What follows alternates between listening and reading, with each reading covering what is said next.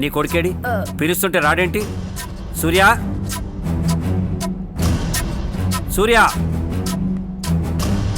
సూర్య.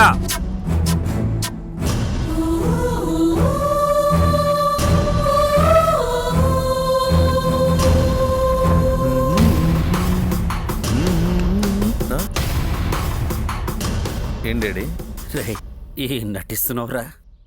నటనలో ఆస్కార్ కంటే పెద్ద అవార్డు ఏదైనా ఉంటే అది నీకు ఇవ్వచ్చురా. ఏమైంది డాడీ?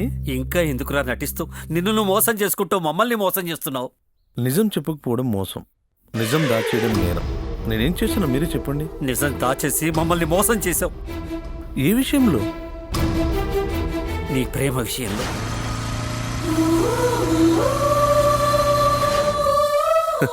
ప్రేమ ప్రేమ సక్సెస్ అయితే పెళ్ళవుతుంది, సక్సెస్ కాకపోతే లవర్ని జగదంబ సెంటర్లో పిచ్చివాడిగా నిలబెడుతుంది. అదేరా మా భయం. ఎక్కడ నిన్ను జగదాంబ సెంటర్లో పిచ్చివాడిగా చూస్తావేమోనని. పిరికివాడికి పిచ్చివాడికి ప్రేమించే అర్హత లేదు. నేను ఆ రెండూ కాదు, నిజంగా ప్రేమించాను, అంతే నిజాయితీగా మర్చిపోతున్నాను. కానీ నాన్న, ప్రేమ అంత పని చేయిస్తుందిరా. అదొక మత్తురా. ఆ మత్తును మనిపించే మందుని నేను. Daddy you don't worry. నిజంగా ప్రేమలో ఓడిపోయిన వాళ్ళకి నువ్వే ఒక మందురా. నీ ప్రేమే ఒక డాక్టర్. కానీ ఒక్క విషయం చెప్తున్నారా, విలువలు మోసేవాళ్ళు జీవితంలో ఎప్పటికైనా సిలువలు మోయాల్సిందే. అది జీసస్ అయినా జీనియస్ అయినా. కానీ చివరికి విజయం సాధించేది మాత్రం వాళ్ళే.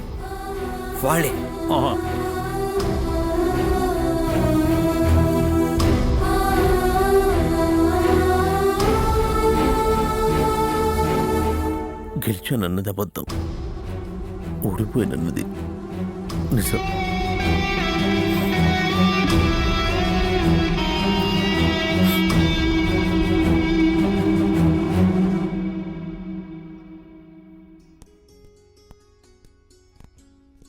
ఇదిగో madam idli. Good morning sir. Good morning. ఏం కావాలి సార్? నీ ఆస్తి.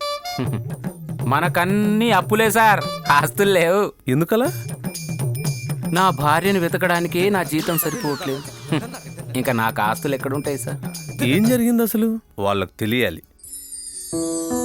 అదో పెద్ద కథ. నేను ఒక అమ్మాయిని పెళ్లి చేసుకున్నాను. ఆ అమ్మాయి ఇంతకు ముందే ఒకరిని ప్రేమించింది. అది తెలిసి కూడా సరేలే అనుకుని దాంతో నేను కాపురం చేస్తున్నాను. కానీ అది నన్ను వదిలేసి వాడుతో.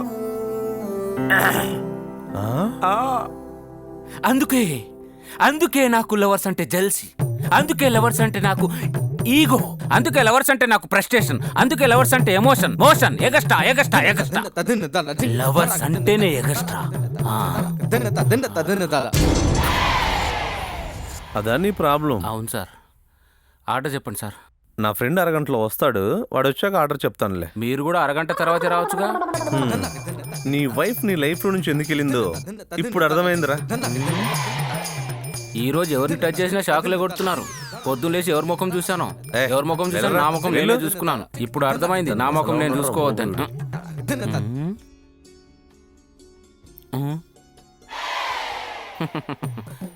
పాప డ్యూల్ సిమ్మే కాదు, డ్యూల్ విమ్ కూడా.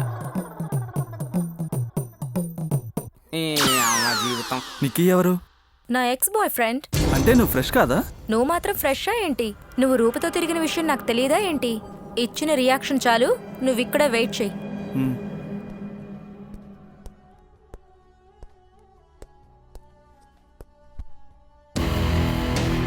మీ పేరు సూర్య అని తెలుసుకున్నాను.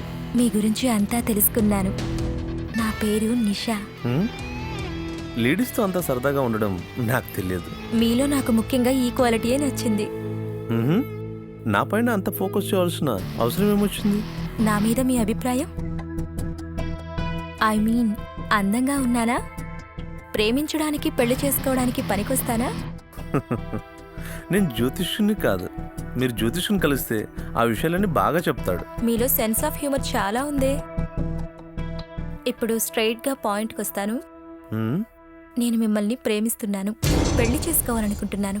మీరు ఓకే అంటే నా గురించి ఏమీ దాచుకోకుండా అంతా చెప్పేస్తాను. నచ్చితే నచ్చానని చెప్పండి, నచ్చకపోయినా సూసైడ్ చేసుకునే అంత పిరికిదాన్ని కాదు. గుడ్. సో మీరు నాకు నచ్చలేదు. ఓకే. ఏమే నీ కొడుకు పెళ్లి చేద్దాం అనుకుంటున్నాను. నీ ఉద్దేశం ఏంటి? నా మాటకి మీ దగ్గర విలువ లేదుగా. ఏదో పెళ్ళ మీద ముచ్చటపడి సలహా అడిగాను అంతే. ఓ అబ్బో కారిపోతుంది ప్రేమ.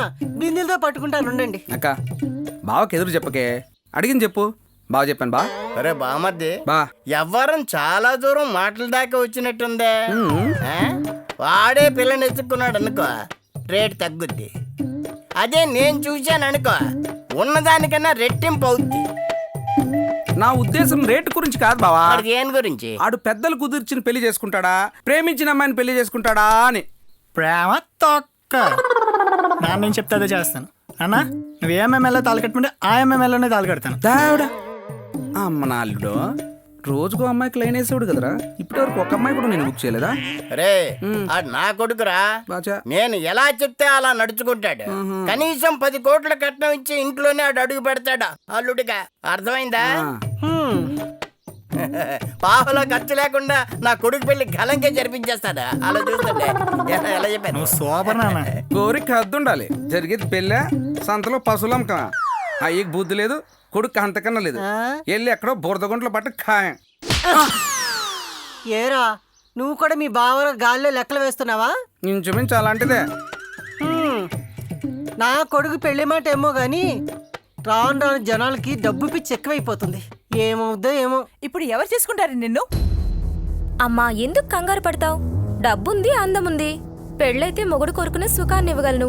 అంతకన్నా ఏం కావాలి? ఎన్నున్నా ఆడది పవిత్రంగా ఉండాలనే కోరుకుంటాడే చేసుకునేవాడు.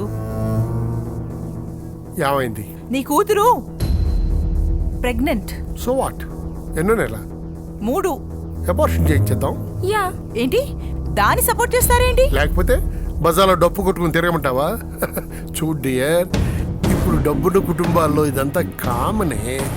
చెప్పుకుంటే లోకాన్ని తెలుస్తుంది, దాచుకుంటే రహస్యంగా మిగిలిపోతుంది. అయినా ఇది జాగ్రత్తగా ఉంటే ఇలా జరిగేది కాదు కదా. సమయం వచ్చింది కదా అని ప్రశ్నలు వేసి దాన్ని ఇబ్బంది పెట్టుకు. అసలు అది అబ్బాయిలతో తిరుగుతున్నప్పుడు దాన్ని కట్టడి చేసి ఉంటే బాగుండేది కదా. అలానే ఇప్పుడు దీనికి పెళ్లి చేయకుండా ఇంట్లోనే కూర్చోబెట్టుకుందామా? Don't talk rubbish. పిచ్చిది అలా మాట్లాడుకు. నా కూతురి పెళ్లి చేస్తున్న మాట సొసైటీలో స్ప్రెడ్ అయితే చాలు, పెళ్లి కొడుకులందరూ వచ్చి క్యూలు నిల్చుంటారు. నచ్చిన వాడిని సెలెక్ట్ చేసుకుని ఇల్లరికి ఉంచుకుందాం. So don't make a mess. Are you happy Seshu? చాలా హ్యాపీరా. ఈరోజు మా ఇంట్లో వాళ్ళతో వచ్చి మాట్లాడు.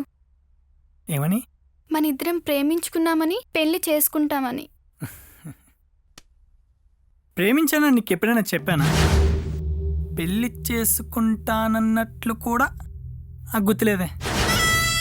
నేను మీ ఇంటికి రాలేదు, నువ్వే మా ఇంటికి వచ్చావు. అది గుర్తించు. అది కాదు శేషు, నువ్వు నేను ఒకే బెడ్ని షేర్ చేసుకున్నాం కదా. థ్యాంక్స్. ఇంకా రేప్ చేశానని బ్లాక్మెయిల్ చేయలేదు. నువ్వు టెంప్ట్ అయ్యావు. ఆ క్షణంలో నిన్ను చూసి నేను కూడా టెంప్ట్ అయ్యాను. కోరికలు తీర్చుకున్నావు, కానీ కలిసి ఉండాలని కోరుకోలేదు కదా. ఇడియట్, నిన్ను నమ్మాను, నన్ను అప్పగించుకున్నాను. తప్పు నాదే, నిన్ను వదలరా.